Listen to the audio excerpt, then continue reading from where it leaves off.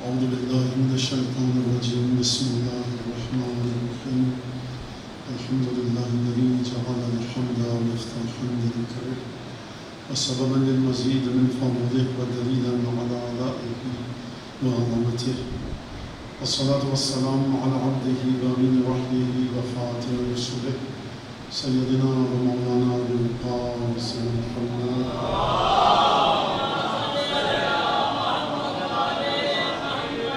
وعلى أهل بيته الطيبين الطاهرين الذين أذهب الله عنهم الرجس وطهرهم تطهيرا.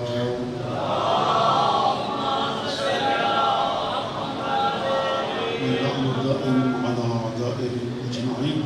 أما بعد فقد قال له الحكيم في كتابه المجيد أعوذ بالله من الشيطان الرجيم إن الدين عند الله الإسلام. سورہ آل عمران کی 19ویں آیت کہ خدا کی بارگاہ میں، خدا کے علم میں، خدا کے نزدیک خدا جس دین کو مانتا ہے دین وہ دین اسلام ہے.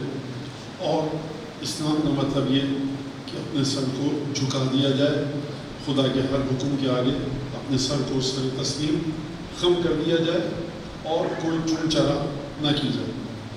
اور اس سلسلے میں حضرت ابراہیم کی آیتیں آپ کے سامنے میں نے پیش کی کہ کس طرح سے حضرت ابراہیم مقام اسلام پر ہے. اگر میں یہ جملہ کہوں کہ حضرت ابراہیم مقام اسلام پر ہے تو سننے والوں کے ذہن میں اب یہ جو پچھلی تقریر ہے اس کا تھوڑا سا خلاصہ پیش کرنے دیجیے، پھر بات کو ہم آگے بڑھائیں گے. حضرت ابراہیم مقام اسلام پر ہے تو کوئی یہ سمجھے گا اچھا ہم بھی مسلمان ہیں، ابراہیم بھی مسلمان ہیں، تو بات تو ایک ہو گئی نعوذ باللہ. کل کوئی غیر مسلم آئے اور آ کر میں کلمہ پڑھتا ہوں، ہم کہیں گے تم اسلام لے آئے، تم مسلمان ہو گئے، تو اس کا مطلب ہے تم مسلم ہو.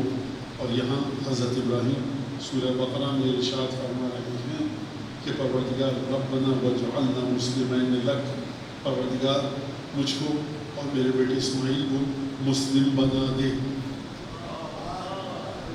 اس کا مطلب ہے کہ یہ اسلام اس معنی میں نہیں ہے کہ جو رسول خدا ابو جہل اور ابو لہب سے کہہ رہے تھے کلمہ پڑھ دو، جو رسول اللہ حضور اکرم مکے کے کافروں سے کہہ رہے تھے کہ مسلمان ہو جاؤ. اب اس کی گہرائی کتنی ہے، میں نے یہ آیت بھی آپ کے سامنے پیش کی کہ قالت الاعراب آمنا، بدو آئے جب عرب کے رسول خدا کی بارگاہ میں آ کر کہا کہ ہم ایمان لے آئے. خدا نے کیا فرمایا؟ مت کہو کہ ایمان لے آئے، کہو اسلمنا، ہم اسلام لے آئے. ولما يدخل الایمان فی قلوبکم، ایمان ابھی تک دلوں میں نہیں گیا. یہاں خدا سورہ بقرہ میں ابراہیم علیہ السلام کی تعریف کر رہا ہے کہ ابراہیم مرحلہ اسلام پر تھے. فرما رہا ہے کہ ابراہیم مسلم تھے، لیکن جب کفار کی کو ڈانٹ رہا ہے، کفار کی کو تنبیہ کر رہا ہے، تو کہہ رہا ہے کہ ابھی تم ایمان کے مرحلے پر نہیں پہنچے، ابھی تو تم اسلام لائے ہو. تو پروردگار اسی اسلام کے لفظ کو دیکھ کر جو اپنے نبی کی تعریف کر رہا ہے اور اسی اسلام کے لفظ کو دیکھ کر جو تازہ تازہ مسلمان ہوا ہے اس کو برا کہہ رہا ہے. تو پروردگار بہت شکریہ، جزاکم اللہ خیر، السلام علیکم، بڑی مہربانی، نوازش. پروردگار انشاءاللہ تعالیٰ دنیا اور آخرت میں خدا آپ کو اسی طرح سے آسانی فراہم کرے. لہذا اب آپ یہ بات مجھے دیکھیے، بتائیے کہ ایک لفظ ہے اور اس کے بعد خدا اسی لفظ کو دیکھ کر ابراہیم کی تعریف کر رہا ہے، اسی لفظ کو دیکھ کر کفار کی برائی کر رہا ہے. آسان کروں بات کو، نماز پڑھنا اچھی بات ہے کہ نہیں؟ نماز پڑھنا اچھی بات ہے. آپ سب ماشاءاللہ سے نمازی بیٹھے، تو نمازی جو آپ یہاں پر موجود ہیں، آپ نماز پڑھتے ہیں، لیکن خدا قرآن میں کہہ رہا ہے بائے ہے، بربادی ہے، تباہ ہو جائیں وہ نماز پڑھنے والے جو نماز پڑھتے ہیں. پروردگار تمہیں خود حکم دیا، کبھی نماز پڑھنے والوں کی تعریف فرما رہا ہے. اب یہاں کہہ رہا ہے کہ نماز پڑھنے والوں کی بربادی ہے، تباہی ہے. خدا کہتا ہے پوری آیت کو الذین یراؤن، جو لوگوں کو دکھانے کی خاطر نماز پڑھنا. لہٰذا آپ نے توجہ کی کہ اگر قربت اللہ تعالیٰ کو دکھانے کے لیے نماز پڑھی جائے تو وہ نماز بہترین عبادت ہے. لیکن ذرا سی نیت بدلی. میں ممبر پہ بیٹھا ہوا ہوں، اللہ جانتا ہے کیا نیت ہے، خیر مجھے اپنی نیت نہیں پتا، لیکن اگر لوگوں کو خوش کرنے کے لیے پڑھی جائے، نہ میرے چہرے کی رنگت بدلے گی، نہ یہاں پر کچھ لکھا ہوا آئے گا، نہ میری 3 آنکھیں ہو جائیں گی، دل کی نیت بدلے گی آپ نہیں سمجھ سکیں گے. ہو سکتا ہے مجھے بھی نہ پتا چلے, وہ تو سمجھ لے گا جو دلوں کے بھید جانتا ہے. لہٰذا ایک بات سمجھیں, خدا جب بھی کسی بندے کی اپنے تعریف کرتا ہے دل کے بھید کو دیکھ کر کرتا ہے, کثرت عمل کی بنیاد پر نہیں کرتا. اگر خدا کثرت عمل کی بنیاد پر کرتا اور ہمیشہ نماز روزے کو دیکھ کر کرتا تو آیت اس کے لیے نہ اترتی جو پوری رات بستر پر لیٹا رہا. تو خداوند تبارک و تعالیٰ عمل کی نیت کو دیکھتا ہے, عمل کس کے لیے کیا جا رہا ہے اس کو دیکھتا ہے, عمل کی بلندی کیا ہے, کس مرحلے پر ہے اس کو دیکھتا ہے, عمل کی نیت کیا ہے. اور یہ وہ پروردگار ہے جو دلوں کے بھید جانتا ہے. اس بندے کی اپنے تعریف کرتا ہے خدا کہ جس کے دل کا بھید یہ ہو کہ ہم صرف اور صرف خدا کے لیے اس عبادت کو انجام دے رہے ہیں. اگر رکوع میں کوئی انگوٹھی صدقے میں دے تو آیت اترے, اگر کوئی بستر پر سوئے تو آیت اترے, اگر گھر سے جو کی سوکھی روٹیاں جس کی مدینے کے بازار میں لوگوں کے لیے کوئی قیمت نہیں ہے, ہمارے لیے تو وہ روٹی دنیا اور آخرت سے بڑھ کر ہے, کیونکہ ہم پلتے ہی اسی گھر کے روٹی کو پلے. لہذا خداوند تبارک و تعالیٰ آیت کو نازل کر رہا ہے. کوئی اگر تلوار چلا رہا ہے خدا آیت کو نازل کر, یعنی خدا کے کچھ بندے ایسے ہیں نا کہ خدا ان کی زندگی کی کسی بھی حالت کو بغیر آیتوں کے نازل کیے چھوڑ نہیں رہا. اس کا مطلب خدا دلوں کے بھید کو جانتا ہے.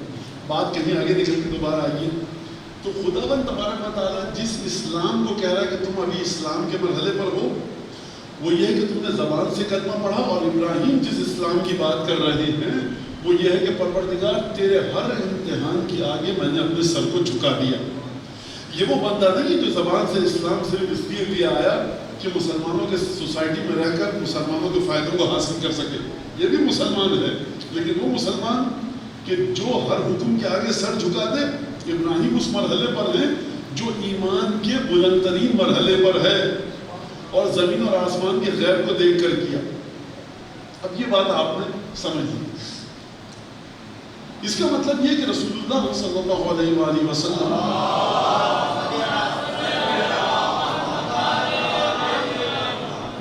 جس ہستی کے بارے میں جو جملہ ارشاد فرمائے, قرآن کی آیت جس کے بارے میں اترے, تو پروردگار عالم اس کی نیت کی ضمانت لے رہا ہے کہ اب تم اپنے ذہن سے فلاں صحابی, فلاں پیغمبر, فلاں امام, فلاں حافظ, فلاں محدث کے بارے میں بات اپنے ذہن کے مطابق نہ کرو, ہمارے رسول کی حدیث کو دیکھ کر بات کرو. یہ بات بھی واضح ہو گئی. اگر آئے تطہیر اتری اور رسول خدا چادر تطہیر میں اپنی 16-17 برس کی دختر گرامی کو 6 اور 7 برس کے نواسے کو لے رہے ہیں, اور 28-29 برس کے 30 برس کے علی بن ابی طالب بھی اس چادر میں ہیں, 6 اور 7 برس کے نواسے بھی ہیں, بیٹی بھی ہے, خود رسول خدا بھی ہیں, اور اس کے بعد فرمائے انہم منی وانا منہم, میں ان سے ہوں, یہ مجھ سے ہیں. تو اب ہمیں حق نہیں ہے کہ اب حسن حسین کو 6 برس کا بچہ دیکھیں, 7 برس کا بچے کی طرح معاملہ اور برتاؤ کریں. اب یہ وہ لوگ ہیں کہ جو رسول خدا کے ساتھ جڑ چکے ہیں. جو رسول کی عظمت ہے وہ ان بچوں کی عظمت ہوگی رسول کے صدقے میں. یہ بھی سنتے جائیں. اب میں آج جو ہے گفتگو تھوڑی سی مختلف کروں گا. وہ گفتگو کیا ہے؟ وہ گفتگو اس ہستی کے بارے میں ہے کہ جس ہستی پر آئمہ کے بعد پنجتن کے علاوہ رسول خدا نے رونے کا حکم دیا, اور اس ہستی کو, اس ہستی کی زیارت کو کہا کہ اگر زیارت کرنے جاؤ گے تو یہ ثواب, اور اگر زیارت کرنے نہیں گئے اس کی قبر پر تو تم نے مجھ پر ستم کیا. رسول خدا نے فرمایا. جس کو اللہ تبارک و تعالیٰ کے نبی نے اپنا شعر کہا, اللہ کا شعر کہا. 2 ہستیاں ہیں جن کو رسول خدا نے اپنا شعر کہا اور اللہ کا شعر. ایک تو جناب امین اور دوسری یہ ہستی ہے جناب حمزہ بن عبد المطلب. کہ آج واقع کربلا سے ایک تعلق ہے جناب حمزہ کا, واقع کربلا سے ایک تعلق ہے جناب جعفر طیار کا. نہ جانے آج کیا بیٹھے بیٹھے جی میں آیا کہ جناب حمزہ بن عبد المطلب پر گفتگو کی جائے کہ یہ وہ ہستی ہے کہ جب امیر المومنین نے جناب سیدہ کو تسلی دی ہے شہادت سے پہلے, تو اس کے اندر یہ جملے ارشاد فرمائے ہیں کہ ہم سے نبی مختار ہمارے خاندان سے ہیں، 2 امت کے نواسے ہمارے خاندان سے ہیں، جعفر طیار ہمارے خاندان سے ہے، حمزہ سید الشہداء ہمارے خاندان سے ہے، اور مہدی آخر الزمان ہمارے خاندان سے ہے۔ تو آپ نے توجہ فرمائی کہ جب جناب امیر المومنین جناب سیدہ کے سامنے گفتگو فرما رہے ہیں اور اپنے خاندان کے فضائل بیان فرما رہے ہیں، اس میں جس چیز کو جناب امیر لے کر آئیں گے وہ چیز ایسی ہوگی، وہ ہستی ایسی ہوگی، وہ ذات ایسی ہوگی کہ جو اس قابل ہے کہ خدا کی زبان اس کا ذکر کرے۔ خدا کی زبان آپ پریشان نہیں ہو، امیر المومنین کی زبان خدا کی زبان، بھائی جو رسول خدا مباحثے میں جس کو لے جائیں اور کہیں جب میں بد دعا کروں تو تم لوگ آمین کہنا، جو آمین رسول کی دعا کے ساتھ جڑے تو اب اس کو میں خدا کی زبان نہ کہوں تو کیا کہوں؟ اور یہ تو آپ کی روایات میں بھی آیا، احادیث میں بھی آیا۔ تو یہ حمزہ بن عبد المطلب۔ تھوڑی سی میں تاریخ بتاؤں پھر بات آگے بڑھوں۔ جب ہجرت کی رسول خدا نے مکے سے مدینے 53 برس کی عمر تھی، 53 ایئرس، 53 برس کی۔ حمزہ کی عمر تھی اس وقت 56 برس کی، یعنی اپنے بھتیجے سے 1 سال بڑے تھے۔ دوسری بات جو جناب حمزہ کی شادی ہوئی وہ کس کے ساتھ ہوئی؟ وہ شادی ہوئی جناب خدیجہ کی بہن سے، یعنی جناب حمزہ رسول خدا کے چچا ہیں، اور اسی طرح سے جو ہم اردو میں کہتے ہیں، اردو کے اندر حمز الدین، تو اس کا مطلب ہے کہ چچا بھی ہیں اور ایک دوسرا رشتہ بھی ہے۔ آمنہ بنت معذرت آمنہ بنت وہب، اور اس کے بعد جو میں نے حالہ بنت وہب، تو یہ جناب حمزہ۔ اچھا، اب اس کے بعد یہ جو مسئلہ آیا وہ یہ کہ محمد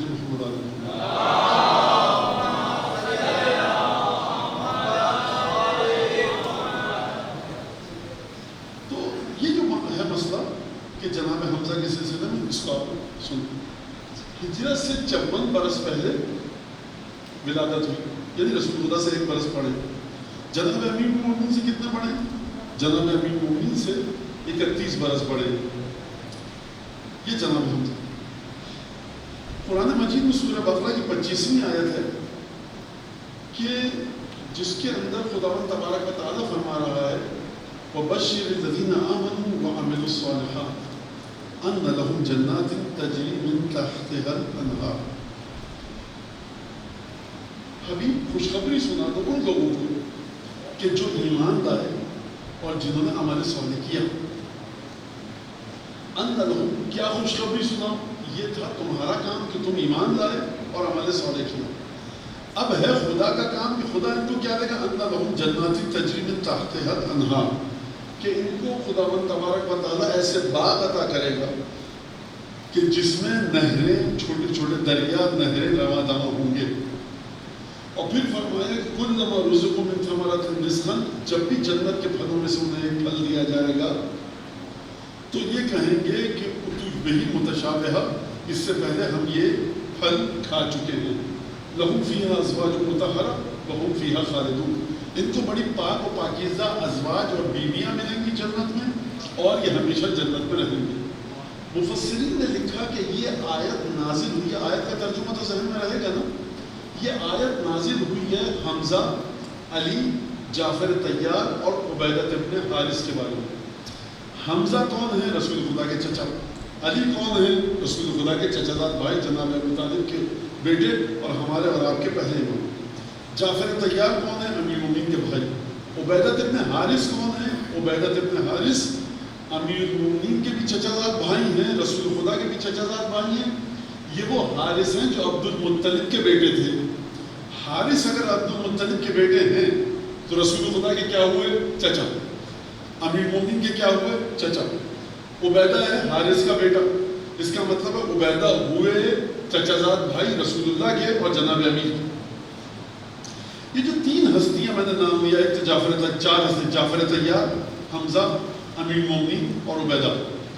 جنگ بدر میں جب لشکروں کا آمنا سامنا ہوا تو کفار کا لشکر ادھر 1000 سپاہی، 1000 سپاہی، اور مسلمانوں کا لشکر 313. پہلے کیا ہوتا تھا؟ پہلے پہلوان نکلتے تھے اور آ کر مقابلہ ہوتا تھا.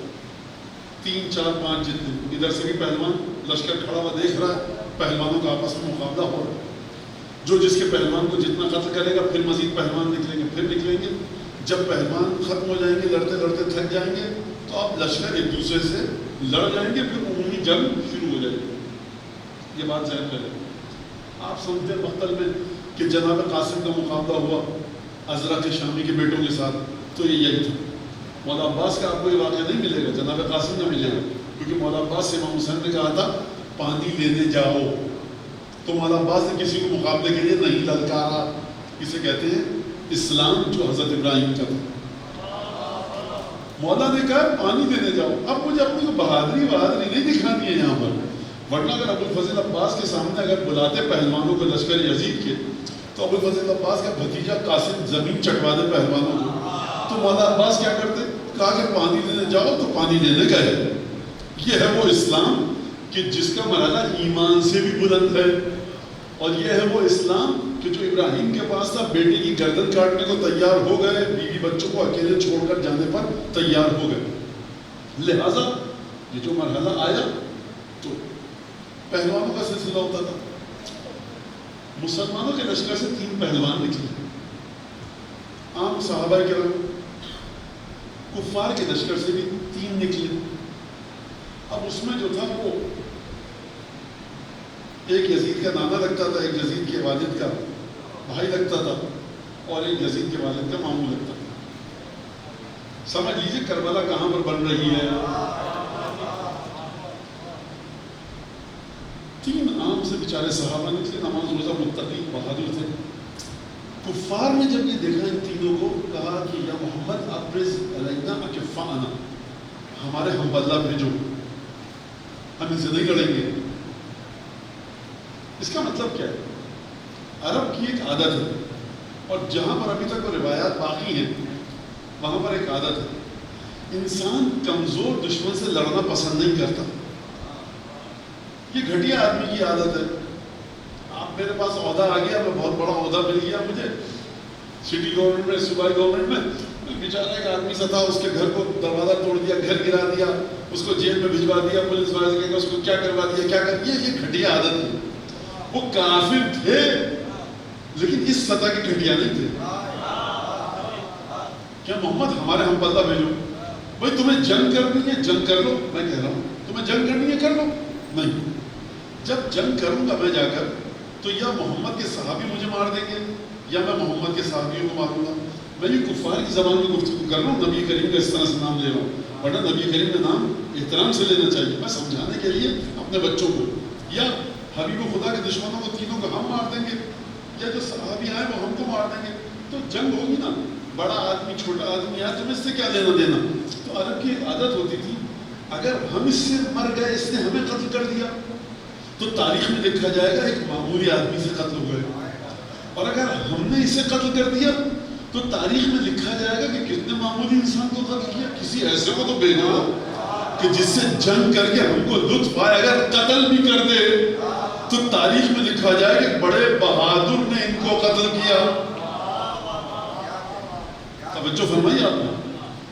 بعض جگہ ہوتے ہیں دفتر، وہاں سے انٹرویو کی بھی کال آ جائے تو بچہ پھولے نہیں سمجھتا مجھے وہاں سے انٹرویو کی کال آئی ہے. توجہ ہے آپ کی. خیر گئے، کہا کہ اچھا واپس آ جاؤ. کہا کہ عبیدہ حمزہ علی تم جاؤ. جناب امیر المومنین کو بھیجا. جناب حمزہ کو، حمزہ کو چچا، علی چچا زاد بھائی، اور عبیدہ کو پھر ایک چچا زاد بھائی. یعنی رسول کے 2 چچا زاد بھائی گئے، ایک چچا گئے. یہ جو واقعہ میں نے آپ کو سنایا، امیر المومنین نے اس کو نہج البلاغہ میں بیان فرمایا ہے. فرمایا كان اذا احمر الباس واحجم الناس قدم اهل بيته فبقى بهم اصحابه فقتل من قتل. جناب امیر فرما رہے ہیں کہ جب بھی اپنے مولا کے جملوں کو سنیے کہ جنگ کی حالت اگر علی بتائیں تو سننے کے لائق نہ.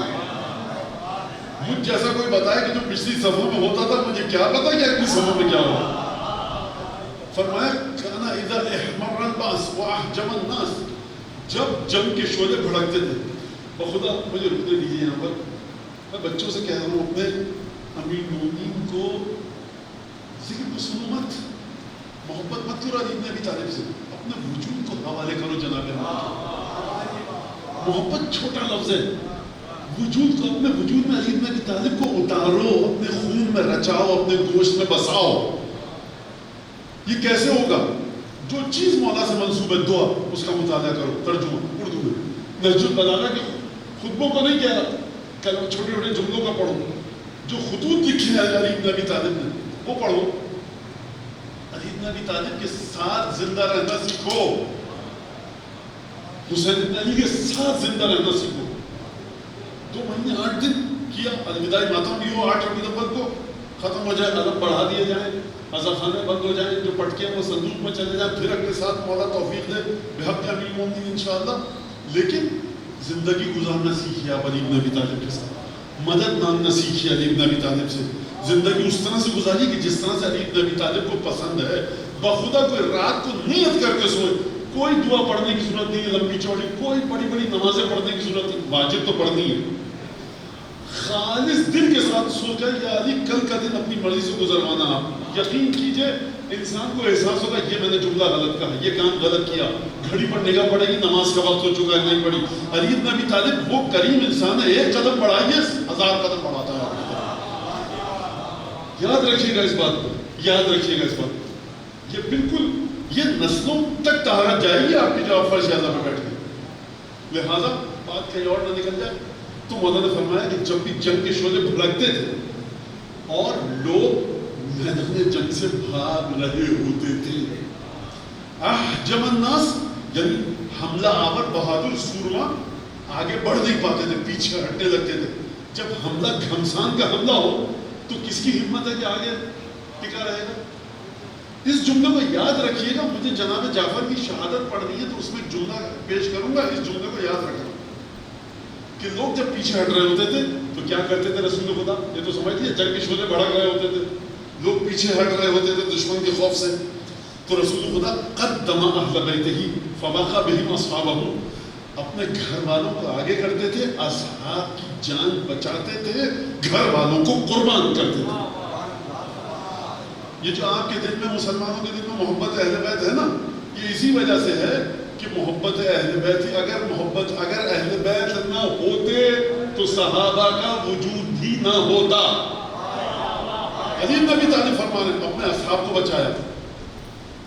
یہ بڑے بلند کردار انسان کی عادت ہے کہ جس پیغام کو لے کر وہ آیا ہے نا، جس آئین کو، جس قانون کو خدا کی طرف سے، اس کی حقانیت اور سچائی پر خود تم کو کتنا یقین ہے اے مصطفیٰ؟ اگر کوئی کافر آ کر اس جملے کے ساتھ بات کرے رسول خدا سے کہ تم جو پیغام لے کر آئے ہو کہ خدا کی قیامت ہے اور دنیا کو چھوڑ دو اور آخرت کی طرف دیکھو، اے محمد تمہیں خود کتنا یقین ہے؟ اگر کوئی کافر آ کر اس طرح سے پوچھے، آپ کے خیال میں رسول خدا کیا جواب دیں گے؟ میری ناقص اور کمزور عقل کے مطابق ایک چھوٹا سا جواب بھی اگر رسول خدا دے دے کہ مجھے اتنا یقین ہے کہ جن سے سب سے زیادہ محبت ہے نا انہیں سب سے آگے رکھتا ہوں جنگ میں۔ انسان اپنے گھر والوں کو بچاتا ہے کہ کل میرے پاس عہدہ آ گیا، حکومت پھیلی، ٹیکس آئے گا، مالیات آئے گا، لگان خراج آئے گا، دنیا بھر سے پیسے آئیں گے، گھر والوں کو اچھی زندگی دے کر جاؤں، میرے بعد میری حکومت میرے گھر والے خاندان والے سنبھالیں۔ لیکن رسول خدا کی سچائی اور صداقت کو دیکھیے، کسی جنگ میں علی بن ابی طالب کو پیچھے نہیں رکھا، ہر جنگ میں علی آگے رکھا۔ صرف چچا بھائی نہیں ہے، سب سے چہیتی ترین بیٹی کا شوہر بھی ہے، عام زندگی میں بشر کی، انسان کی داماد ہے، بیٹی بیوہ نہ ہو جائے، نواسہ یتیم نہ ہو جائے، ہوگا کیا؟ داماد کو بچا کر رکھا جائے، لیکن سلام کرے رسول خدا کے قلب کی طہارت کو۔ کتنی سچ، میں یہ نوجوان بچوں سے کہہ رہا ہوں جو یونیورسٹی میں پڑھتے ہیں، پڑھ چکے ہیں، ہمیشہ نماز روزہ علم سلجنہ کے ذریعے کبھی بات نہیں کی جاتی، کبھی بات کی جاتی ہے ائمہ علیہ السلام کی سیرت کے ذریعے۔ اگر آپ سے کوئی کالج میں، یونیورسٹی میں پوچھے تو آپ دور جدید کے تقاضوں کے مطابق جواب دینا سیکھیے۔ عالم آپ کے لیے متبرک ہے، اس کے لیے تھوڑی، مشکیزہ آپ کے لیے متبرک ہے، اس کے لیے تھوڑی، تبرک کو آپ مانتے ہیں، اس کو کیا پتا؟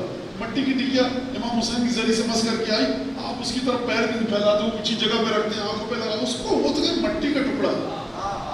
جو آپ جس نظر سے دو چیزوں کو دیکھتے ہیں ضروری نہیں کہ دنیا کو آپ اسی طرح سے سمجھا سکیں. توجہ فرما, دنیا کو کس طرح سے سمجھائیے؟ جو چیز دنیا کی سمجھ میں آ سکے. کہیے بچے کہیں میرے نوجوان کہ تم کسی جنگ میں بتاؤ اپنے داماد کو پیچھے رکھا ہو, کسی جنگ میں بتاؤ کہ اپنے بچوں کو خانوادے کو پیچھے رکھا ہو, کسی جگہ بتاؤ کہ جب لگان آیا خراج آیا پیسے آئے اور رسول خدا کے لیے تو کہا یہ سب سے اچھا گوشت فاطمہ کے گھر دے کر آؤ, میری بیٹی نے کئی دنوں سے کھانا نہیں کھایا, حسن حسین بھی بھوکے سو رہے ہیں, فاطمہ بھی بھوکی سو رہی ہے. ردا جو سلمان کو دی کہ سلمان گروی رکھ کر آؤ, بی بی سیدہ نے اس پر اتنے پیون تھے کہ شمعون یہودی نے جب دیکھا تو آنسو آیا اور مسلمان ہو گیا. یہ نبی کی بیٹی کی اوڑھنی ہے. مجلسی نے بہار الانوار میں روایت کو لکھا, رسول خدا کے پاس پورے عرب سے جو قیمتی کپڑے آتے تھے 1-2 بائی 2 میٹر کی چادر کا ٹکڑا جناب سیدہ کو نہیں دے سکتے تھے. یہ ہے حقانیت رسول خدا کی. اور اگر آپ یہ میں واقعات نہیں بتا رہا, یہ وعدہ لیا گیا تھا رسول خدا سے شب معراج اہل بیت کے سلسلے میں. یعنی خدا کی نگاہوں توحیدی میں نا اگر خدا رسول خدا کو مخاطب کرتا ہے زمین پر بسنے والے انسانوں کے سلسلے میں, یا فاطمہ کو دیکھتا ہے یا علی کو یا حسن کو یا حسین کو یا جعفر کو یا حمزہ کو, کوئی اور خدا کی نظر میں نہیں. لہٰذا آپ ان سے محبت کرتے ہیں کہ جن کی طرف خدا دیکھتا ہے. آپ کی اور خدا کی ملاقات کہاں ہوتی ہے؟ سیدہ کے وجود کے صدقے میں. آپ بھی علی سے محبت کرتے ہیں, خدا بھی علی سے محبت کرتا ہے. خدایا دیکھ میری اور تیری ملاقات ہوتی ہے نجف کی سرزمین پر, خدا بھی حسین سے محبت کرتا ہے, آپ بھی ملاقات ہوتی ہے مولا حسین کی محبت کے مرحلے پر. خدا بنجدن سے محبت کرتا ہے, آپ بھی کرتے ہیں. آپ کی اور خدا کے مزاج کی ملاقات ہوتی کہاں ہے؟ اب مجھے آپ یہ بتائیے کہ بنجدن کا مقام سمجھ میں آیا کہ جہاں ربوبیت تجلی کرے اپنی تجلی کے ساتھ اور بندہ اپنی بندگی کے ساتھ, اور خدا اور بندے کی ملاقات بنجدن کے مرحلے پر.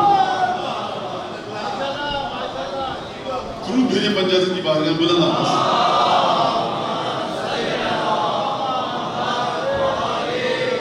حدیث ہے نا آپ کے سامنے, احب اللہ من احب حسینا, خدا محبت کرتا ہے اس سے جو حسین سے محبت کرے. تو بات بہت پھیل گئی تو فرمایا کہ اپنے اصحاب کو بچاتے تھے, گھر والوں کو آگے کرتے تھے. پھر فرمایا فقتل من قتل, اور قتل ہوا, شہید ہوا جو شہید ہوا. بدر کے دن میرا چچا زاد بھائی عبیدہ شہید ہوا, جناب امیر فرما رہے ہیں. احد میں میرا چچا حمزہ شہید ہوا. موتا میں میرا سگا بھائی جعفر طیار شہید ہوا. اب مجھے نہیں پتا میں یہ بات منتقل کر پاؤں گا یا نہیں کر پاؤں گا, لیکن بہرحال آپ صاحبان ذوق ہیں, مجھے اندازہ ہو چکا ہے. فرمایا کہ وَأَرَادَ مَنْ لَوْ شِئْتُ ذَكَرْتُ اسْمَهُ, اور رسول خدا نے ان تینوں کے بعد اس کو قربان کرنے کا ارادہ کیا کہ اگر میں چاہوں تو اس کا نام لے لوں. کس کا نام نہیں لیا؟ علی بن ابی طالب. خوب توجہ کریں آپ, وہ بہت توجہ سے سننا ہے. فرمایا کہ دوبارہ سننا جملہ, یہ نہج البلاغہ کا وہ جملہ ہے جو اتنے کونے میں پڑا ہوا ہے, مجھے بھی اتفاقی دکھ گیا. فرمایا کہ میرے 2 چچا زاد بھائی, ایک چچا زاد بھائی, ایک چچا اور ایک میرا سگا بھائی. خوب توجہ کیجیے گا, یہ صرف 3 شہید ہوئے کیا تاریخ اسلام میں پورے؟ رسول خدا 10 ہجری میں دنیا سے تشریف لے گئے. پہلی ہجری مدینہ میں آئے, 5 6 7 جنگیں تو آپ کو بڑی بڑی یاد ہیں, ان میں صرف یہ 3 شہید ہوئے. ان 3 شہیدوں کے ہم پلہ کوئی نہیں ہے. ان کی دھاک ایسی تھی کہ امیر المومنین نے فرمایا بقا بمحر الاسنۃ والسیوف, رسول خدا اپنے چچازاد بھائیوں چچاؤں کے ذریعے صحابہ کو تلوار اور نیزوں کی دھاڑوں سے بچاتے تھے. کیا مطلب اس کا؟ یعنی پہلوانوں کو ہم مارتے تھے, کفار کے لشکر کا حوصلہ ہم توڑتے تھے. جب جنگ ہوتی تھی تو مسلمان ٹوٹے ہوئے حوصلے کے ساتھ جو کافر تھا اس کے ساتھ جنگ کرتے تھے. سمجھو عزیزوں بات کو, سمجھیے اس بات کو. توجہ فرمائی آپ نے. فرمایا وَأَرَادَ مَنْ لَوْ شِئْتُ ذَكَرْتُ اسْمَهُ, اور اگر رسول خدا نے ارادہ کیا اس کو آگے بڑھانے کا کہ جس کو اگر میں چاہوں تو نام لے لوں. وَلَكِنْ آجَالُهُمْ عُجِّلَتْ وَمَنِيَّتُهُ عُجِّلَتْ. فرمایا لیکن یہ 3 جن کا نام لیا ہے نا, خدا نے ان کی شہادت کو بہت جلدی لکھ دیا تھا، اور ایک باقی ہے، اس کی شہادت کا وقت ابھی نہیں آیا ہے۔ یہ کس کی بات کر رہے ہیں؟ آپ کا مولا اپنی بات کر رہے ہیں۔ بخدا علی بن ابی طالب نے اپنی طہارت نفس کی وجہ سے، تواضع، بندگی، عبودیت کی وجہ سے اتنے فضائل چھپائے ہیں اپنے خود علی بن ابی طالب نے کہ اس میں سے اگر تھوڑے سے بھی بیان کر دیتے تو ہمارے ہاتھوں سے نہیں سمجھ پاتے۔ کتنے فضائل ہمارا مولا اپنے دل میں لے کر چلا گیا۔ یہ مظلومیت ہے مولا کی، حق تھا پورا بتانے کا، لیکن علی بن ابی طالب اس مقام توحیدی پر ہے۔ اور آپ یعنی آل عبد المطلب کی بات ہی الگ ہے، آل ابو طالب کی بات ہی الگ ہے۔ آپ دیکھیے کربلا کے اندر، کربلا کو چھوڑیے، آپ تھوڑی جنت کو دیکھ لیجیے۔ جنت ملے گی کس کے صدقے میں؟ رسول کی رسالت کے صدقے میں۔ سردار کون ہے؟ حسن حسین۔ باٹے کا کون؟ علی بن ابی طالب۔ در منصور میں جلال الدین سیوطی نے لکھا، پورے سرات پر کس کی تجلی ہوگی؟ کس کی؟ تمام مخلوق الہی کی نگاہیں جھک جائیں گی۔ کون بی بی جائے گی قیامت سے؟ فاطمہ زہرا۔ کس طرح سے جائیں گی؟ کس طرح سے شفاعت کروائیں گی؟ تو اگر کوئی کہے جناب ابو طالب سے، یا ابو طالب آخرت میں کیا ہوگا، تو ابو طالب اگر جواب دے تو تقسیم کرے گا، میرا بیٹا سردار ہے جنت کے، میرے دونوں نواسے، پورے صراط پر حکومت ہے میری بہو کی، تو جنت میں تم جاؤ گے تو میرے بچے ہر جگہ نظر آئیں گے، تو تم ان کی شفاعت پہ جا رہے ہو، تمہاری شفاعت کریں گے، یہ تو میرے گھر کی بات ہے۔ یہ میں ایک دوسرے انداز سے بتاؤں جو ہمارے ذرا بلائی اور شاعرانہ ذوق رکھنے والے ان کی سمجھ میں آ جائے گا۔ لہٰذا آپ گھبراہ مت کیجیے، بحث کرنے کی ضرورت نہیں کسی سے جناب ابو طالب کے اوپر۔ جناب ابو طالب کا مقام ہے ہی نہیں ایسا کہ آپ ہر گلی کوچے میں کھڑے ہو کر اس پر بحث کریں۔ لہٰذا یہ بات یہاں تک ختم ہو گئی۔ تو وہ آئے اور اس کے بعد جنگ ہوئی، جناب حمزہ، جناب عبیدہ اور امیر المومنین نے قتل کیا۔ کس کو؟ ان تینوں مکے کے بڑے بڑے سرداروں۔ تو یہ جناب حمزہ سے بات چلی تھی، بہت آگے تک نکل گئی۔ جناب حمزہ جس رات صبح کو جنگ احد ہونی تھی، رات کو جناب حمزہ سے گفتگو ہوئی ہے۔ سید ابن طاؤس نے اس بات کو نقل کیا اپنی کتاب میں کہ کہا کہ جب آپ ملیں گے، جملہ دیکھیے رسول خدا کا، تغیب و غیبتاً بعیدتاً، چچا جان تقریباً ہم عمر ہے، 1 برس کا فرق ہے، چچا جان آپ مجھ سے بہت دور بہت جلد چلے جائیں گے، صبح کو شہید ہونے والے ہیں حمزہ۔ کہا کہ تغیب و غیبتاً بعیدتاً، آپ بہت دور چلے جائیں گے، کل ہم سے، کل بہت دور چلے جائیں گے، میدان قیامت میں جائیں گے تو کیا گواہی دیں گے خدا کے سامنے؟ کہا کہ آپ بتائیے، یہ ہے اسلام، تم بتاؤ، تم نبی ہو، میں چچا ہوں لیکن تم نبی ہو، تم بتاؤ کیا کرنا ہے۔ کیا حمزہ کو نہیں پتا کہ رسول اللہ ہے؟ کیا حمزہ کو نہیں پتا قرآن کیا ہے؟ یہ ہے بندگی رسول اللہ کی۔ کہا کہ گواہی دیجیے گا کہ میں اللہ کا رسول ہوں، خدا ایک ہے، گواہی دیجیے گا کہ آپ کا بھتیجا امیر المومنین ہے، گواہی دیجیے گا فاطمہ سیدہ نساء عالم ہے، یہ گواہی دیجیے گا۔ کہا کہ اچھا، اور ایک اور گواہ، بخدا یہ روایت مجھے نہیں پتا کہ آپ سمجھ پائیں گے کہ نہیں سمجھ پائیں گے، لیکن اس روایت کو سمجھنے کی کوشش کرنا۔ کہا ایک اور گواہی بھی دیجیے گا۔ کہا وہ کون سی گواہی؟ تشہد بأنک اسد اللہ و اسد رسولہ، یہ گواہی بھی دینی ہے آپ کو اپنے بارے میں کہ خدا کے بارگاہ میں جب پہنچے تو کہیے گا کہ میں اللہ کا شیر ہوں اور رسول اللہ کا شیر ہوں۔ خود انسان سے کہا جا رہا ہے کہ خدا کی بارگاہ میں، یعنی ہم اور آپ سے منکر نکیر سوال کریں گے، اور حمزہ کا مرتبہ یہ ہے کہ حمزہ بارگاہ الہی میں جا کر کہیں گے میں اللہ کا بھی شیر ہوں، اللہ کے رسول کا بھی شیر ہوں۔ یہ ہے حمزہ کا مرتبہ کہ جو مرحلہ ایمان اور اسلام پر ہیں۔ تو اب آپ مجھے یہ بتائیے کہ جو امیر المومنین ہو وہ کہاں ہوگا؟ یہاں تک آپ نے توجہ کر لی؟ اچھا، تو اب اور یہ جو میں نے آیت آپ کے سامنے پڑھی، وَبَشِّرِ الَّذِينَ آمَنُوا وَعَمِلُوا الصَّالِحَاتِ أَنَّ لَهُمْ جَنَّاتٍ تَجْرِي مِن تَحْتِهَا الْأَنْهَارُ، کہ جو لوگ ایمان لائے عمل صالح کرتے رہے، ان کو ایسے باغات ملیں گے کہ جس میں نہریں بہہ رہی ہوں گی۔ اور کلما رزقوا منها من ثمرة رزقا، جب بھی کوئی پھل دیا جائے گا کہیں گے کہ کتبہ متشابہہ، یہ تو ہمیں پہلے بھی دیا گیا، اور لہم فیہا ازواج مطہرہ، بڑی نیک اور پاک و پاکیزہ بیویاں ملیں گی ان کو جنت میں، اور پھر فرمایا وہم فیہا خالدون، یہ ہمیشہ جنت میں رہیں گے۔ مفسرین نے، میں نے بتایا آپ کو، مفسرین نے لکھا کہ عبیدہ، حمزہ، علی، جعفر طیار، ان چار کے لیے یہ آیت نازل ہوئی ہے۔ عجیب سلسلہ ہے کہ خداوند تبارک و تعالیٰ فرما رہا ہے کہ بشر الذین آمنوا وعملوا الصالحات، یعنی یہ لوگ مرحلہ ایمان پر بھی ہیں اور انہوں نے نیک عمل بھی کیا۔ خداوند تبارک و تعالیٰ انتظار نہیں کر رہا کہ جب یہ شہید ہو کر میری بارگاہ میں آئیں تب خدا ان کو اجر کی اطلاع دے، یعنی اے محمد دنیا میں ان کو بتاؤ کہ تمہارا یہ انعام پروردگار عالم کے پاس ہے۔ اور اب چلیے سورہ احزاب میں کہ جہاں پروردگار عالم نے فرمایا من المؤمنین رجال صدقوا ما عاهدوا اللہ علیہ، اور مومنین میں سے کچھ مرد ایسے ہیں کہ جنہوں نے اللہ کے ساتھ اپنے کیے گئے وعدے کو سچا کر دکھایا۔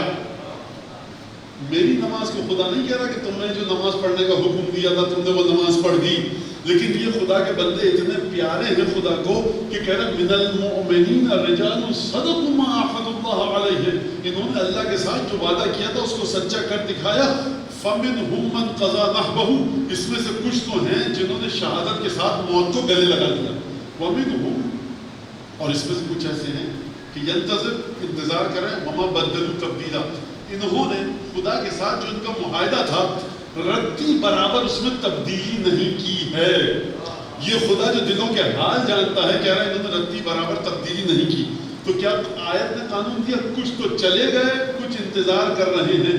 اب آپ سمجھیں کہ جناب امیر نے جو نہج البلاغہ میں خطبہ دیا ہے اس کے بارے میں یہ آیت بتا رہی ہے آپ کو کہ مولا نے فرمایا کہ ان کی شہادت جلدی آ گئی، ایک ہے جو انتظار کر رہا ہے، یعنی علی ابن ابی طالب۔ اسی لیے کوئی اور ہوتا کہا تھا مسجد میں کوئی چھپا ہوا ہے قتل کرنے کے لیے، کسی دوسرے کو بھیج دیتا، کپ کپاتی ہوئی ٹانگوں کے ساتھ جاتا، ہمت نہ ہوتی نماز پڑھنے کی، پورے توکل کے ساتھ نماز پڑھی۔ روایت میں ہے کہ الحمد کے بعد جناب امیر نے سورہ انبیاء کی تلاوت کی اور سجدے میں گئے جب ملعون نے وار کیا ہے شمشیر پر۔ لہٰذا یعنی شمشیر کا وار تو ہوا علی پر پیچھے سے، لیکن میدان جنگ میں پیٹھ نہیں دکھائی، یہ دشمن نے دھوکے سے کیا۔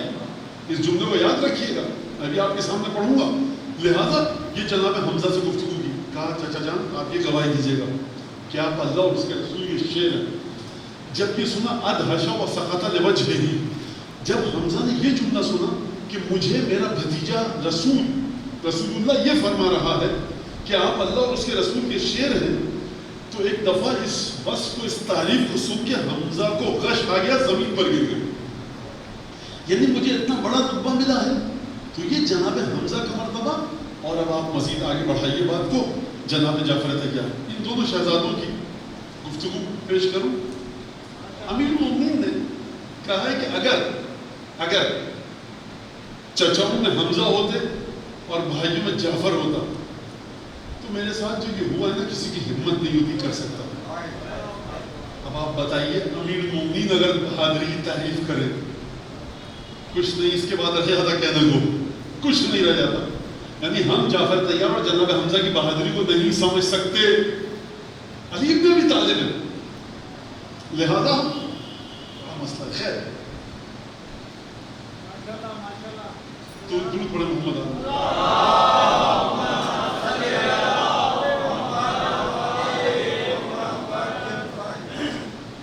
ایک دفعہ درود پڑھیں۔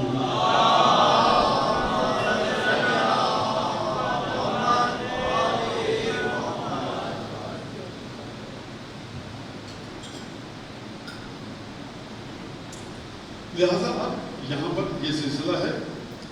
اب آئیے آپ جو اللہ اور اس کے رسول کا شعر ہو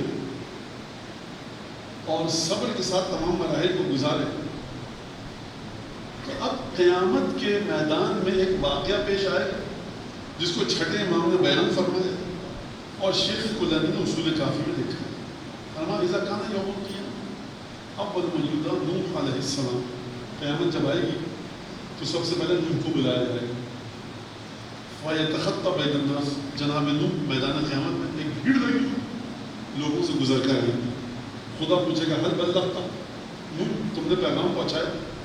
حضرت نوح علیہ السلام فرمائیں گے پروردگار قد بلغت، پہنچا دیا. کہتا کوئی ہے گواہی دینے والا؟ حضرت نوح فرمائیں گے ہاں. کس سے؟ کہا کہ جاؤ اس سے گواہی دے گا. رسول خدا کے پاس آئیں گے فیجیو الی محمد صلی اللہ علیہ وآلہ وسلم.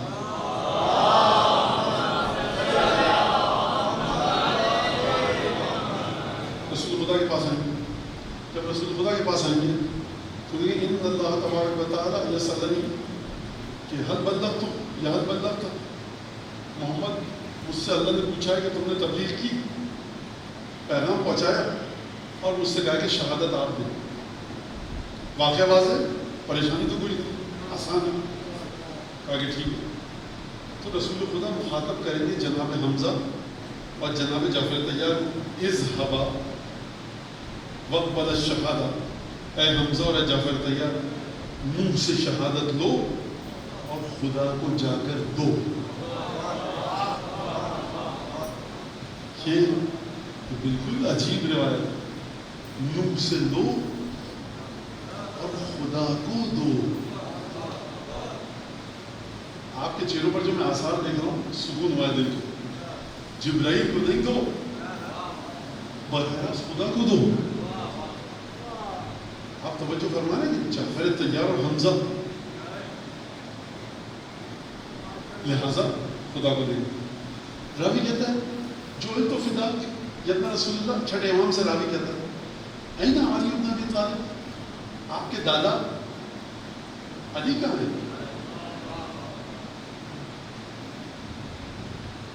جناب چھٹے امام نے فرمایا وہ اعظم منزلۃ من ذالک، علی کی منزلت اس سے کہیں آگے کی ہے.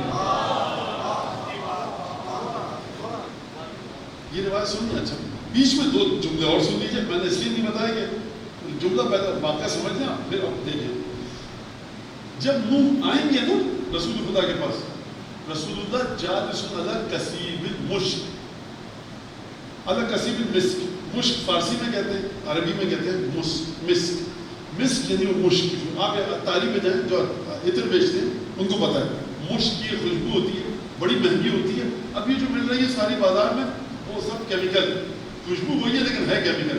اصل میں جو ہے وہ شاید 20-25 ہزار روپے کی آپ کو شاید 10 گرام 20 گرام ملے. ٹھیک ہے. رسول خدا مٹی کا ٹیلا نہیں ہوتا، مٹی کا ٹیلا آپ مٹی ڈال دیں بہت ساری اور کسی کو اس کے اوپر بٹھا دیں تو کفیف کہتے ہیں کہ مشک کا ایک ٹیلا ہوگا، مشک کی چھوٹی سی پہاڑی ہوگی، رسول خدا اس پر ہوں گے اور امیر المومنین رسول خدا سے نیچے تشریف فرما ہوں گے. چھٹے امام نے پڑھا یہ وہ موقع ہے کہ جس کے بارے میں سورہ ملک میں خدا نے آیت نازل کی وَإِذَا رَأَوْا زُلْفَةً سِيئَتْ وُجُوهُ الَّذِينَ كَفَرُوا. جب لوگ دیکھیں گے کسی کو کہ کوئی کسی کے بڑا نزدیک ہے تو کافروں کے چہرے بگڑ جائیں گے مارے حسد کے.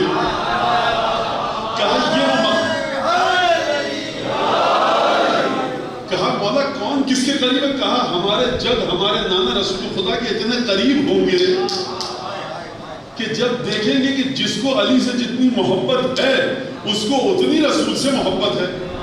اب میں آپ کو مثال دیتا ہوں. میں ممبر کی سیڑھی پہ بیٹھا ہوں، کوئی نیچے بیٹھا ہوں مجھ سے، اگر آپ اس سے جھگڑا کریں وہ آپ کو نہیں چڑھنے دے گا، میرے پاس نہیں آنے دے گا. تو میں کہوں پہلے اس سے دوستی کرو تب اوپر آؤ گے نا. تو رسول خدا سے نچلے مرحلے پر جناب امیر ہیں، کثیب المسک، مشک کے ڈھیر پر. اور چھٹے امام نے اچھا ایک بات بتاؤں میں آپ کو، یہ آیت آپ کہیں مولانا نہیں ہم نہیں مانتے اس حدیث کو جو آپ نے پڑھی. کہنے کو تو کہہ سکتا ہے انسان، اللہ نے منہ میں زبان دی ہے، اجازت تو نہیں لیتا کسی سے. آپ لوگ نہیں کہیں گے، آپ لوگ محبت پنجتن میں آئے ہیں یہاں پر. اور محبت دیکھیے اسی لیے تمام مسلمانوں کو پتا ہے کہ قیامت میں حساب کتاب ہونا ہے نمازوں کا محبت پنجتن کے ذریعے. اچھا اس کو ذرا واضح کر دوں. وقت ہمارے پاس الحمدللہ ہے، بس آخری مرحلے میں تک کہ آپ سے 2 کلو چاول ڈال دیجیے. آپ کے مولانا ترازو نہیں تھا وہاں پر. میں کہوں بھائی 2 کلو دال لے آتے، آپ کے مولانا ترازو نہیں تھا. اچھا 2 کلو شکر لے آتے، مولانا ترازو نہیں تھا. عجیب ہے، 2 کلو آٹا لے آتے. مولانا میں کہا بھائی دال چاول تھا کہ نہیں تھا؟ گندم، غلہ، اناج، جو، جوار، چنا، گیہوں، باجرا تھا کہ نہیں تھا؟ تھا. کیوں نہیں لائے؟ ترازو نہیں تھا. میں کہوں میں آپ سے کہوں جو، جوار، چنا، گندم، آپ ترازو کی بات کر رہے ہیں. کیا مولانا سمجھ میں نہیں آتا نا کتنے کلو ہے؟ ترازو سے تولتا میں، تو ترازو نہیں ہوگا تو نہیں لا سکتا. خداوند تبارک و تعالیٰ نمازیں تو دیکھے گا، روزے تو دیکھے گا، کس ترازو میں رکھ کر دیکھے گا؟ اگر آپ کی ترازو سے، اچھا خدا قیامت میں ترازو لگائے گا، کہے گا اچھا نماز روزہ 5 کروڑ آدمی کھڑے ہیں، 10 ارب، کہے گا اچھا اب دیکھو ان اللہ سریع الحساب. قرآن کہہ رہا ہے من یکفر بآیات اللہ، اسی آیت سورہ آل عمران کی 19ویں آیت، جو اللہ کی آیتوں کو ٹھکرائے گا خدا بڑا جلدی حساب کرتا ہے. اگر ترازو تول کے مولانا قرآن میں آیا ہوا نَزَعُ الْمَوَازِينَ الْقِسْطَ، ہم قیامت میں ترازو لگائیں گے، پھر کیا ہوگا؟ پھر مولانا خدا دیکھے گا، نماز دیکھے گا، تولے گا. اچھا میری نماز تولے گا، آنکھ کے گناہ تولے گا، کان کے گناہ تولے گا، زبان کے، پیر کے، دل میں حسد، بغض، کینہ، تکبر، جتنی نمازیں غلط پڑھی ہوں گی خدا تولتا رہے گا. میرا ہی حساب ہو جائے گا قیامت میں. تو سریع الحساب کیسے ہوگا؟ اس کا مطلب یہ ہے کہ کوئی ترازو ہونا چاہیے نا کہ جس کے ذریعے خدا ایسا حساب کرے کہ اتنی جلدی ہو حساب کہ خدا کا سریع الحساب ہونا ثابت ہو، اور خداوند تبارک و تعالیٰ اس کے ذریعے حساب کرے. تو اب آپ کی سمجھ میں آ رہا ہے کہ محبت اہل بیت مسلمانوں کا متفقہ فیصلہ کیوں ہے؟ کیونکہ اگر آپ نماز روزہ حج زکوٰۃ لے کر گئے اور رسول کی محبت نہ ہو، نفرت ہو، نماز روزہ بیکار. کل کی بات کو مزید پھیلا رہا ہوں یہاں تک آ کر، نماز رسول کی محبت ہو، نماز روزہ سب بیکار. تو رسول کی محبت ہونی چاہیے. بس مولانا آگے کی بات مت کیجیے، اتریے ممبر سے، کیا اہل بیت لگا رکھا ہے. میں کہوں بھائی خدا کو جا کے سمجھاؤ نا. خدا نے کہا لا اسألکم علیہ اجرا، محمد مصطفیٰ کو اجر نہیں دے سکتے جب تک کہ اہل بیت سے محبت نہ کرو. لہذا اب آپ کی سمجھ میں آیا، ہر چیز دیکھی جائے گی ترازو کے ذریعے، ہر چیز دیکھی جائے گی مصطفیٰ سے محبت ہے کہ نہیں ہے. اور خدا سے محبت کا امتحان ہے مصطفیٰ سے محبت. خدا کہے گا میں تمہارے دل میں نمازیں تو بہت پڑھی لیکن مصطفیٰ کے لیے کینہ تھا، ہم تمہاری نماز قبول نہیں کریں گے. چلو مصطفیٰ سے محبت کر لیجیے. خدا کی محبت کا امتحان کیا ہے؟ حضرت خاتم النبیین سے محبت. اب سوال یہ کہ حضرت خاتم النبیین سے محبت کا امتحان کیا ہے؟ وہ ہے اہل بیت سے محبت. تو اب آپ سمجھیں جو ہم جو کہتے ہیں کہ توحید جڑی ہوئی ہے محبت اہل بیت سے، اس کی دلیل کیا ہے؟ اس کی دلیل یہ ہے کہ خدا کو ایک ماننا مقصود نہیں ہے، خدا کو ایک ماننا مطلوب نہیں ہے. خدا کو ایک مانو مصطفیٰ کی محبت کے ساتھ. محمد مصطفیٰ کو خاتم النبیین ماننا معیار نہیں ہے. محمد مصطفیٰ کو خاتم النبیین مانو محبت اہل بیت کے ساتھ. اور محبت اہل بیت مطلوب نہیں ہے. محبت اہل بیت اس طرح سے کہ جہاں جہاں جس نے اہل بیت کو محبت دی اس کے ساتھ محبت کرو، اور جس نے اہل بیت کو جہاں جہاں اذیت دی کیا کرو اس کے ساتھ، کیا کرو اس کے ساتھ.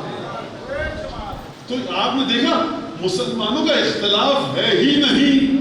ہمیشہ آپ تمام سنی شیعہ علماء کو دیکھ لیں، ان کی بحث اس پر ہے کہ فلاں محب اہل بیت تھا کہ نہیں تھا، فلاں محب اہل بیت تھا کہ نہیں تھا. یہ بحث کر رہے ہیں مسلمان علماء.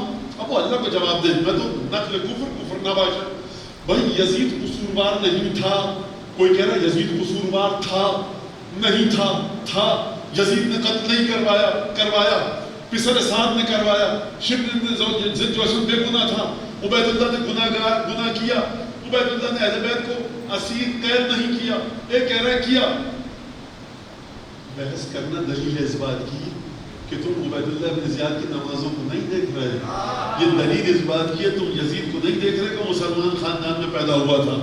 آپ کے نزدیک بھی محبت اہل بیت اہم ترین معیار ہے. تبھی تو ہم دھونے پر تلے ہوئے ہیں یزید کے دامن سے حسین کے خون کو. بھئی اگر معیار یہ ہے کہ رسول کا کلمہ پڑھنا. اب یہ ایک الگ بات ہے کہ یزید مسلمان تھا کہ نہیں تھا. یہ ممبر ایسا نہیں ہے کہ میں یزید کے بارے میں بیٹھ کر گفتگو کروں. سب کی رعایت آتی ہے. اور اس میں بی بی زینب کی سنت پر چل رہا ہوں کہ بی بی زینب نے دربار میں کہا تھا انی لا استصغر قدرک، یزید تجھے میں اس سے کہیں حقیر سمجھتی ہوں، گفتگو کروں. یہ بی بی زینب کا خطبہ ہے دربار شام میں. لہٰذا آپ نے توجہ فرمائی کہ اہل بیت کا تعلق ہے. نماز روزہ جیسے اچھا مجلس امام حسین اس بحث کی جگہ ہے نہیں کہ ہاتھ باندھ کے ہاتھ کھول کے ٹکیا رکھ کے نماز پڑھے بغیر ٹکیا کے. مجلس امام حسین اس بحث کی جگہ ہے کہ صرف رسول خدا پر ایمان لانے سے کام نہیں چلے گا, یہ قرآن کا فیصلہ ہے. کوئی مفتی ایسا پیدا ہو سکتا ہے جو کہ میرا فتویٰ یہ ہے کہ مجھے علم ہے قرآن کا حدیث کا, نماز اٹھا لی گئی آپ میں سے, سارے مسلمان اس کو پکڑ کے ماریں گے کہ تو صحابہ سے آگے چلا گیا, تو امہات المومنین سے آگے چلا گیا. امہات المومنین صحابہ اہل بیت رسول کا سب نماز پڑھ رہے ہیں, محدث فقہاء عرفاء مفسرین تابعین تبع تابعین سب نماز پڑھ رہے ہیں, کہ تم کہاں سے نیا فتویٰ دے آئے. لیکن کوئی فقیہ مفتی یہ نہیں کہہ سکتا محبت اہل بیت رکھو یا نہ رکھو, کیونکہ وہ قرآن کے خلاف چلا جائے گا. جس طرح سے کوئی مفتی یہ فتویٰ نہیں دے سکتا کہ اس قرآن کو میں اپنے اجتہاد کے مطابق رسول خدا کا لایا ہوا نہیں سمجھتا, کسی میں ہمت نہیں ہے یہ کہنے کی کافر ہو جائے گا, مرتد ہو جائے گا. اسی طرح سے کوئی یہ نہیں کہہ سکتا کہ محبت اہل بیت آ گئی تو ٹھیک ہے, نہیں آئی تو بھی ٹھیک ہے, سرکار نہیں آئی تو منہ کے بل خدا وہاں بھیجے گا جہاں رسول کے دشمنوں کو بھیجے گا. مجلس جگہ ہے صرف اور صرف محبت اہل بیت پر گفتگو کی, کہ مسلمان جس فرقے سے بھی تعلق رکھتے ہو, جس مسجد میں جا کر نماز پڑھو, جس طرح سے نماز پڑھو, مجلس امام حسین کا مدعا آرگومنٹ یہ ہے کہ مانو کہ اہل بیت افضل ترین ہے, مانو کہ مولا حسین پر ظلم ہوا, مانو کس نے ظلم نہیں کیا, کس نے ظلم کیا. اور اگر ناموں میں اختلاف ہے, توجہ کیجئے گا, اگر ناموں پر اختلاف ہے, نہیں فلاں نے امام حسین کو قتل کیا تھا, آپ کہہ رہے ہیں اسی نے کیا تھا, میں کہہ رہا ہوں نہیں کیا تھا. آپ کہہ رہے ہیں فلاں نے بیویوں کو قید کیا, میں کہہ رہا ہوں نہیں کیا. ناموں میں اختلاف ہو گیا نا, اور یہ تو پتہ ہے کہ بیویاں قید ہوئیں, نام میں اختلاف ہے. اس کا بھی حل زیارت عاشورہ نے پیش کرتے ہیں, لعن اللہ امتن قتلتکا ولعن اللہ امتن ظلمتکا ولعن اللہ امتن سمعت بذلک فرضیت بہ.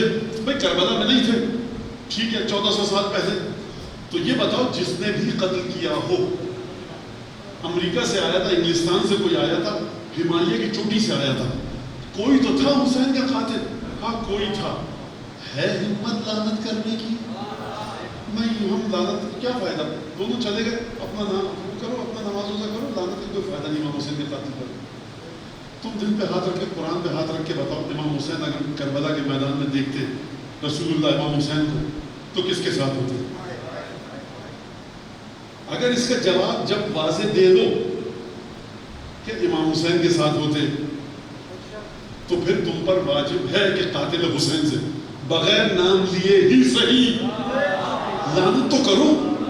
اچھا لعنت کرتے ہوئے ڈر لگتا ہے, حسین ابن علی دنیا سے تو چلے گئے, مسلمانوں نے پتہ کتنا بڑا ہم نے ظلم کیا مولا حسین کے ساتھ. ہم امام حسین کو نعوذ باللہ مجھے کہتے ہوئے بھی ڈر لگتا ہے اور حیا آ رہی ہے کہ ہم نے امام حسین کو اپنے مردوں سے بھی نیچے کر دیا. بھائی عاشور کا دن ہے, ماتم بدعت ٹھیک ہے, تابوت بدعت مان لیا, بچے سمجھ رہے ہیں نا میری بات, یہ جو میں کہہ رہا ہوں مان لیا, اس کو سمجھ رہے ہو نا نوجوانوں میرے. ماتم آپ کو اچھا نہیں لگتا نہ کیجیے, تابوت کو کاندھا دینا مولا کی شبی کو, ذوالجنہ کی لگام پکڑنا آپ کو اچھا نہیں لگتا مت کیجیے, سبھی بدعت, پانی مت پلائیے, تبرک بانٹنا بدعت مت کیجیے, آپ کو اچھا نہیں لگتا ٹھیک ہے. امام حسین کی کربلا کی بنیاد حریت اور آزادی ہے. میرے ساتھ نہیں رہے, چراغ بجھایا نکل جاؤ, تو امام حسین کی آزاداری کی بنیاد بھی آزادی ہے. ہمیں کسی سے بحث نہیں کرنی, کچھ بھی اچھا نہیں لگتا نا آزاداری میں, سب بدعت ٹھیک ہے, سر آنکھوں پر مت کیجیے. مجھے ایک سوال کا جواب, امام حسین دنیا سے چلے گئے, عالم برزخ میں تو ہیں, امام حسین ظاہری زندگی میں نہیں چلے گئے. تمہارا مردہ مرتا ہے, برسی کے دن سورہ یاسین کو پڑھ دیتے ہو, کیوں ہمت نہیں ہے تمہاری گھر میں کو نبی کا وہ نواسا آج مارا گیا. بیٹا دیکھو قاتل کا نام مت لو, چلو قبول کر لیا, قاتل کا نام مت لیجیے, آپ امام حسین کے قاتل پر لعنت مت کیجیے, چلو یہ بھی مان لیا. لیکن امام حسین کو اپنے باپ دادا کے برابر تو نعوذ باللہ سمجھ لو, ایک سورہ یاسین پڑھ کے کہو بیٹا آج امام حسین اس وقت قتل ہوئے تھے، اب ہمیں نہیں پتا کس نے قتل کیا تھا، ایک سورہ یاسین پڑھ کے ہدیہ کر دیتے ہیں. اچھا دیکھو پیاسے گئے تھے، ان کی یاد میں 2 گلاس کسی کو پانی پلا دو. دنیا کا دستور ہے کہ ہر واقعے کو اسی طرح سے یاد کیا جاتا ہے. تو میں کہہ رہا ہوں کہ کم از کم یہ تو کر سکتی ہے امت مسلمہ. اگر یہ بھی نہیں کر سکتے تو تم اپنے باپ دادا سے بھی نیچے نعوذ باللہ اس ہستی کو لے آئے کہ جس کی معراج 2 رسالت ہے. مدینے کا کون سا بچہ تھا جس کے قدم مہر مبارک پر پہنچے؟ مسلمان کہتے ہیں جو مہر مبارک کو دیکھ لے وہ جنتی. تو حسین بن علی کی نالین کو چومو کیونکہ یہ نالین 2 رسالت پر ہے. 2 رسالت پر مولا حسین سوار ہوئے، حسن مجتبیٰ 2 رسالت پر سوار ہوئے. لہٰذا آپ نے توجہ کی کہ یہ جناب حمزہ بن عبد المطلب کا مرتبہ کہ گواہی لے کے جا کے اسد اللہ و اسد رسول نہیں. اور میں اب 12 ایک درود دے محمد علیہ محمد.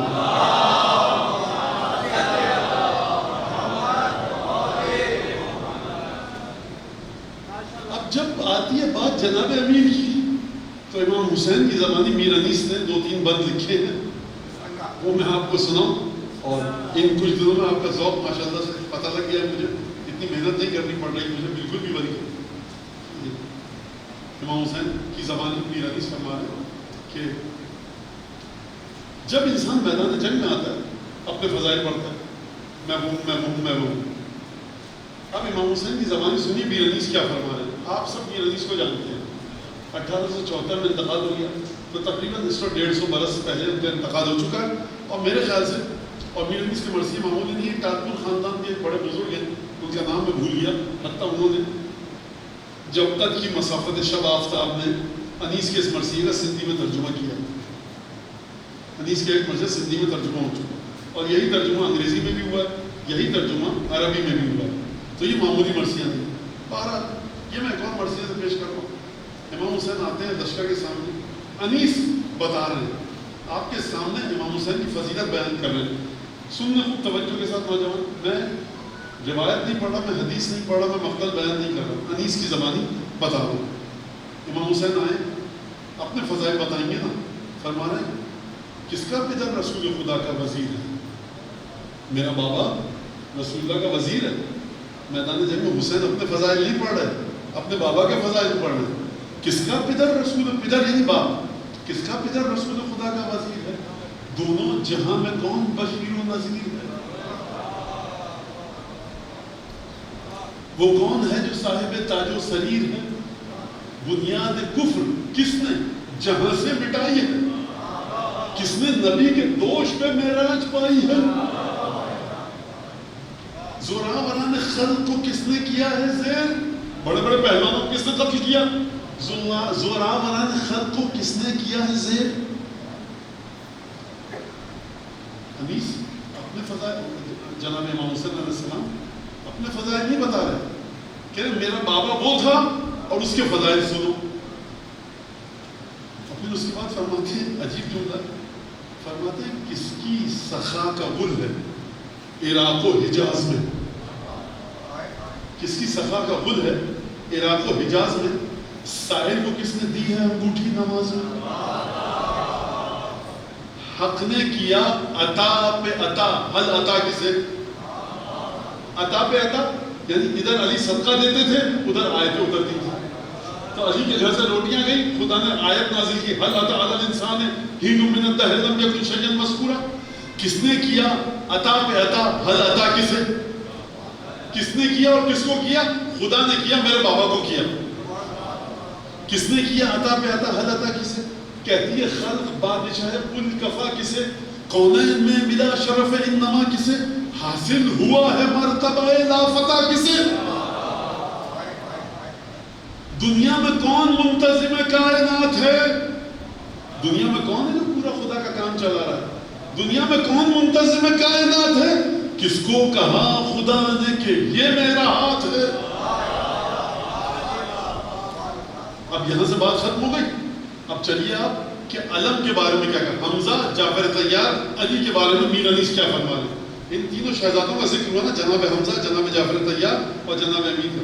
فرماتے ہیں تھا زینت سپاہ پیغمبر یہی علم. یہ علم جو عباس کو دیا مولا حسین نے، یہی علم، یہی پرچم رسول کے لشکر کی شان تھا زینت سپاہ پیغمبر یہی علم. حمزہ جہاد کرتے تھے لے کر یہی علم، تھا افتخار حضرت جعفر یہی علم. خود دوش پر اٹھاتے تھے حیدر یہی علم. ایسا علم ہو دوش پہ ایسے جوان کے. عباس کے پاس وہ علم آ چکا ہے. انیس فرمایا ایسا علم ہو دوش پہ ایسے جوان کے. عباس کے نثار تصدق نشان کے. عباس کے صدقے جاؤں، علم کے قربان جاؤں، علم کی تعریف کروں، علم والے کی تعریف کروں. انیس کہنے سمجھ میں نہیں آتا. علم کو دیکھوں تو حمزہ، جعفر، علی اٹھاتے تھے. عباس کو دیکھوں تو ایک عباس کا چچا ہے، ایک باپ کا چچا ہے، ایک بابا ہے.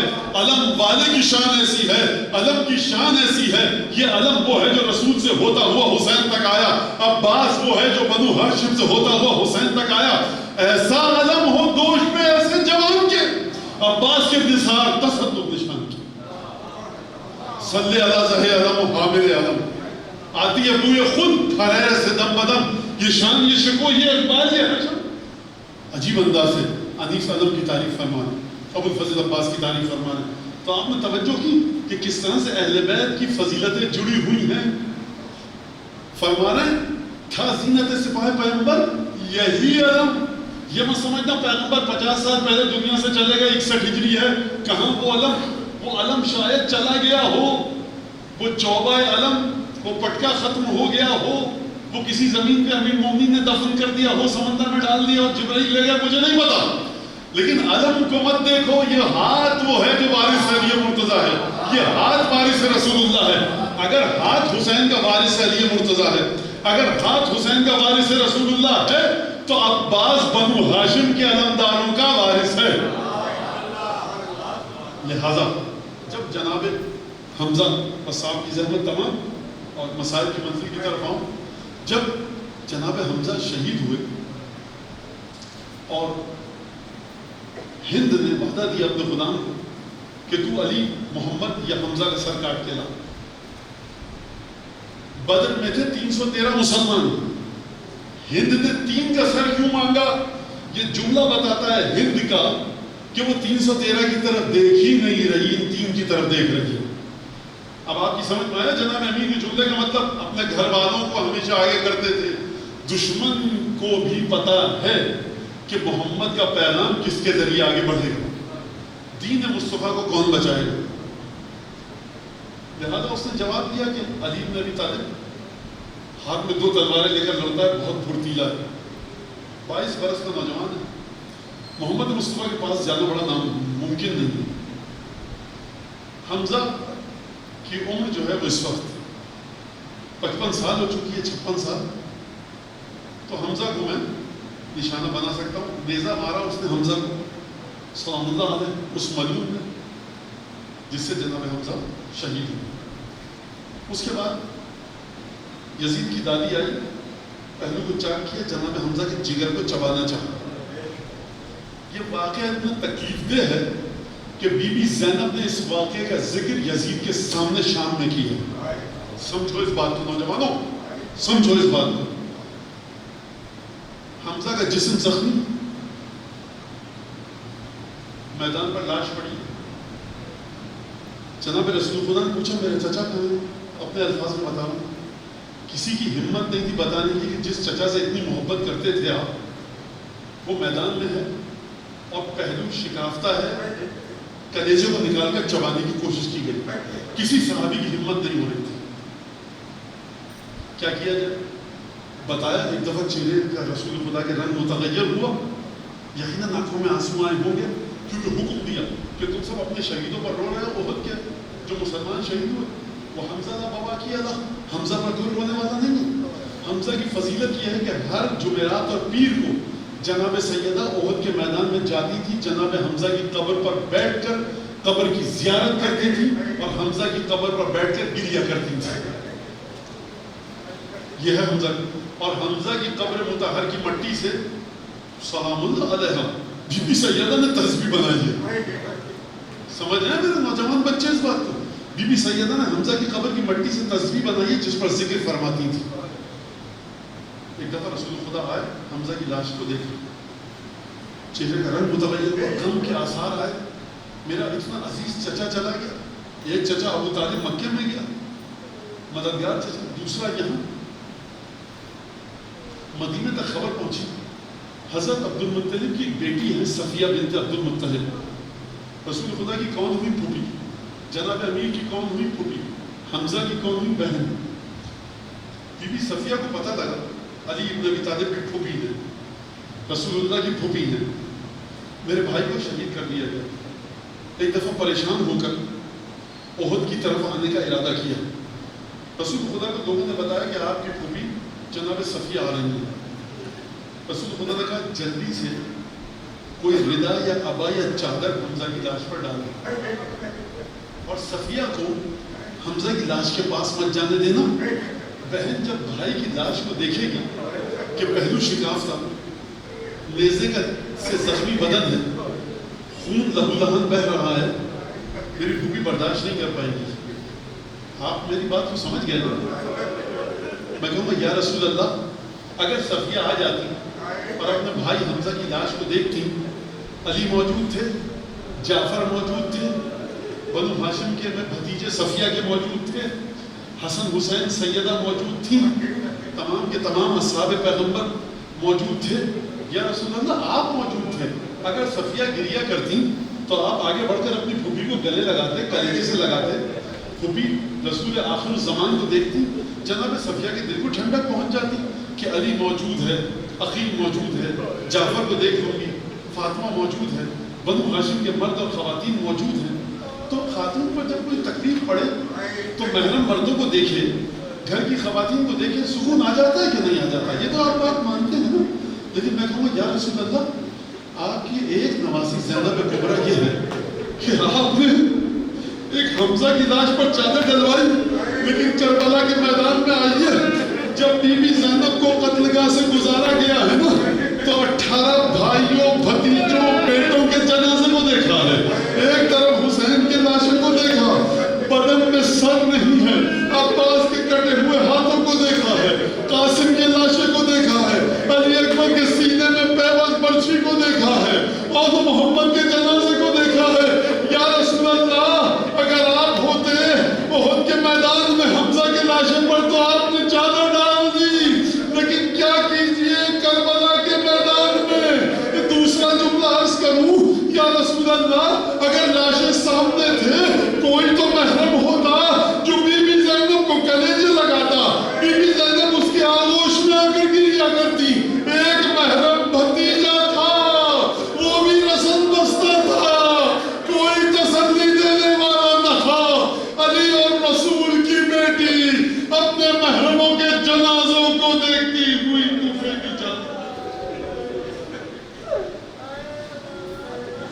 اللهم كن بوليك الحجة بن الحسن صلواتك عليه وعلى آبائه في هذه الساعة وفي كل ساعة وليا وحافظا وقائدا وناصرا ودليلا وعينا حتى تسكنه أرضك طوعا وتمتعه فيها طويلا. اللهم بحق محمد وآل محمد عليك صل على محمد وآل محمد وعجل فرجهم وأهلك عدوهم من الجن والإنس من الأولين والآخرين واكفنا ما همنا وارزقنا العافية ووسع رزقنا وطمن أعمارنا مع الصحة والسلامة في الجسم والروح. ربنا تقبل منا إنك أنت السميع العليم وتب علينا إنك أنت التواب الرحيم. بعد والد جو مومنات یہاں موجود ہے گھروں میں دیکھ رہے ہیں، بعد میں دیکھیں گے مجلس، اس امام باڑے کی انتظامیہ، جو رضاکار ہیں، جو گارڈز ہیں، پولیس کے جو افسر ہیں، جوان ہیں، جو ہم یہاں پر بلدیاتی سسٹم میں جو ہے مجھے نہیں پتا، یونین کونسل ہے، کونسلر حضرات، جو بھی آنا ہے علاقے کا، جو مدد کر رہے ہیں، پروردگار ان کو امام حسین علیہ السلام کی طرف سے اجر عطا فرما، حسین بن علی کے نانا رسول خدا صلی اللہ علیہ وسلم کی ان سب کو شفاعت نصیب فرما۔ اس امام باڑے میں جو موجود ہو گئے مومنین مومنات، اگر دل میں کوئی حاجت لے کر آئیں، کوئی تنگ دست نادار ہے، قرضدار ہے، پریشان حال بے اولاد بے روزگار ہے، اس کی مشکل کو دور فرما۔ امام زمانہ کے دل سے ہر دکھ کو دور فرما، ہر خوشی عطا فرما، ان کے ظہور میں تعجیل فرما۔ اس مجلس کو امام کی بارگاہ میں تعزیت کے قابل بنا، 12 امام 4 معصومین کی تعزیت کے قابل بنا، رسول اللہ کے قلب مقدس کی تعزیت کے قابل بنا۔ اور پروردگار ہمیں امام کی دعاؤں میں شمولیت شامل ہونے کی توفیق عطا فرما۔ جس نے مجھ سے آپ سے صحت سلامتی کے لیے درخواست کی، کچھ لوگ بیمار ہیں، علیل ہیں، یقیناً آپ بھی جانتے ہوں گے، میں بھی جانتا ہوں، واٹس ایپ میسیجز SMS آپ کے پاس بھی ہیں، میرے پاس بھی، ان سب کی نیت کر کے جمیعاً نیابتاً ان سب کی نیابت میں دعا کرتے ہیں کہ پروردگار رسول خدا کی صدقے میں، رسول خدا کے مظلوم اولاد کے صدقے میں، بی بی سیدہ کے صدقے میں شفاء کامل عاجل عنایت فرما۔ پروردگار جس مومن کے اوپر کوئی مشکل ہے، پریشانی ہے، اس کی مشکل کو دور فرما۔ ذوی الحقوق اعزہ اقربا، والدین، ذاکرین، خطبہ، نوحہ، مرثیہ، سوز سلام پڑھنے والے، امام باڑوں کی خدمت کرنے والے جو لوگ تھے، پروردگار اگر دنیا سے چلے گئے مغفرت فرما، اگر موجود ہیں تو پروردگار ان کو صحت سلامتی توفیقات میں اضافہ فرما۔ پروردگار محبت اہل بیت کو زیادہ سے زیادہ ہمارے دلوں میں عطا فرما۔ جن لوگوں نے اس مجلس کی اس فرض کی خدمت کی ہے، قیامت تک کے لیے ان کے گھروں میں عزاداری امام حسین کو قائم و دائم رکھ۔ پروردگار جو پاکستان کو نقصان پہنچا رہے ہیں، جو پاکستان کے خلاف سازشیں کر رہے ہیں، معاشی سیاسی لحاظ سے جو اس ملک کو کمزور کر رہے ہیں، پروردگار دنیا اور آخرت میں رسوا فرما اور جلد از جلد نیست و نابود فرما۔ جو اس ملک کی خدمت کر رہے ہیں معاشی سیاسی لحاظ سے، اس ملک کو مستحکم کرنے کی کوشش کر رہے ہیں، پروردگار دنیا اور آخرت میں مشکلات کو دور فرما، نور پنجتن ان کے نصیب میں عطا فرما۔ دعاؤں کی قبولیت کے لیے، مرحومین کے احسان ثواب کے لیے، حضرت حجت کے ظہور میں تعجیل کے لیے، عزاداری کی قبولیت کے لیے، انتظامیہ اجر امام باڑے کی ان کی توفیقات میں اضافے کے لیے بلند آواز سے درود دیں۔